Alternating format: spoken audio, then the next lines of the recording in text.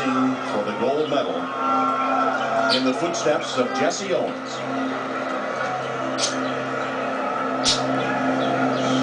Usain Bolt has the least to fix based on his first 3 rounds. The gentlemen to his right have to summon something great to be able to compete with Usain Bolt tonight.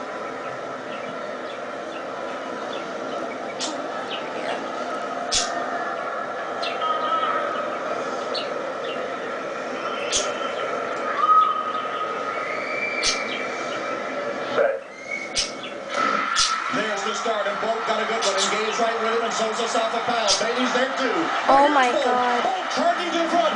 Gaze coming but can't catch him. Usain Bolt, look at the time. 9.58 world record. I told you, Tom Hammond, we were going to see a 9.5 tonight.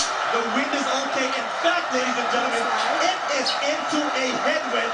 There is no one on this planet or any other one that we know of that has ever run that fast. And now we get an update on the wind, and it is in fact